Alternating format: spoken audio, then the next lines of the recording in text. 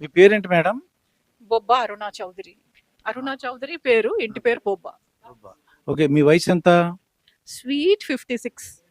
Sweet 56. Very good. అయితే ప్రస్తుతం ఎక్కడ ఉన్నారు మీరు?